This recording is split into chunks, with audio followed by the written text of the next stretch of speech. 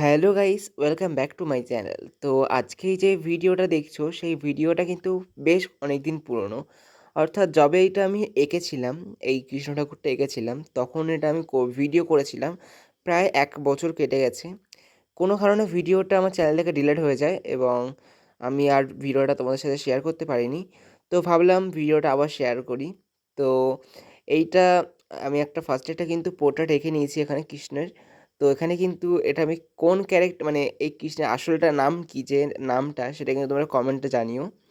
আর এই যে স্কেচটা করছি আমি, এই ফার্স্ট টাইম কিন্তু আমি পেন্সিল স্কেচ করছি, মানে এর আগে কখনো পেন্সিল স্কেচ আমি করিনি, মানে এই ভিডিওটার ক্ষেত্রে বলছি আমি। তো এই যখন ভিডিওটা করছিলাম, মানে যখন আমি এইটা ড্র করেছিলাম, তখন আমি বেসিক জিনিস আমি জানতামই না, মানে স্কেচের ক্ষেত্রে কি হয় আর কি, মানে কোথায় হাইলাইট, কোথায় ডার্কনেস, যেগুলো হয় আর কি, আমি কিছুই জানতাম না। মানে নিজে থেকে মনে হচ্ছে যেমনভাবে করছি, নিজে থেকে মনে হচ্ছে জল ওয়াটার কালারের মতনই করব, কোথাও একটু হাইলাইট করব, কোথাও একটুখানি ইয়ে করবো, জাস্ট আমি এরকমভাবে ভেবে ভেবে করে যাচ্ছিলাম।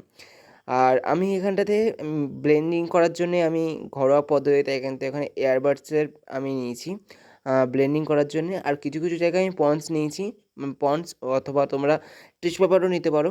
আমি টিস্যু পেপারও নিয়েছি, পন্ডস ব্যবহার করেছি। আর টিস্যু পেপারটা নিয়ে জাস্ট আমি হাতের সাহায্যে নিয়ে ব্লেন্ডিং করে দিয়েছি চারিদিকে। আর এখানে আমি কিন্তু চোখের যে আইল্যাশেসগুলো ছিল, এইগুলো আমি কিছুতেই করতে পারছিলাম না, খুবই ভয় করছিল যখন করছিলাম। ভাবছিলাম একটু যদি ভুল হয়ে যায় তখন আর ঠিক করতে পারবো না।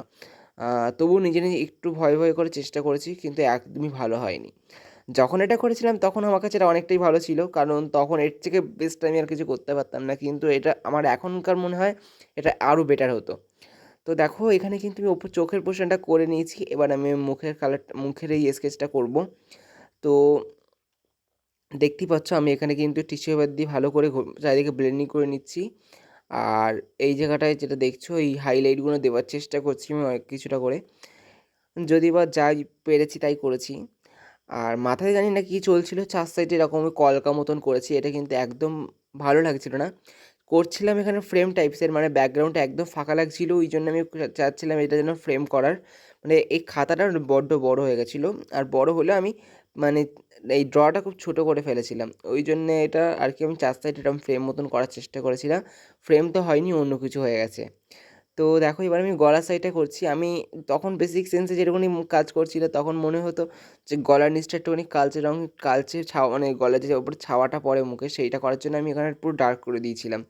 লাস্টে আবার মুছে আবার ঠিক করেও দিয়েছিলাম। তো এরপরে গয়নাকাটিগুলো এক এক করে নিই। তো গয়নাকাটি করার জন্য আমি এখানে পেন্সিল কালার ব্যবহার করছি, স্কেচ পেন্সিলগুলো ব্যবহার করছি। তো এইগুলো কিন্তু ডোমসের পেন্সিল স্কেচের সেট, যেটা তোমরা ফার্স্টেই তোমাদের দেখালাম।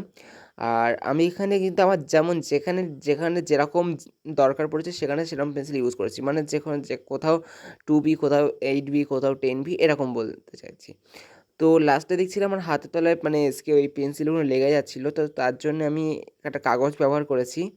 আমিও ফোনে দেখতাম যে সবাই এরকম ফোনের হাতের এর উপরে কাগজ দেয় কেন, আমি তখন আগে বুঝতাম না যে এরকম করে কাগজ দিয়ে মুখটা ঢেকে করছে কেন। তো এখন আমি তখন বুঝতে পারলাম যে এই কারণে তারা এরকমভাবে করতো।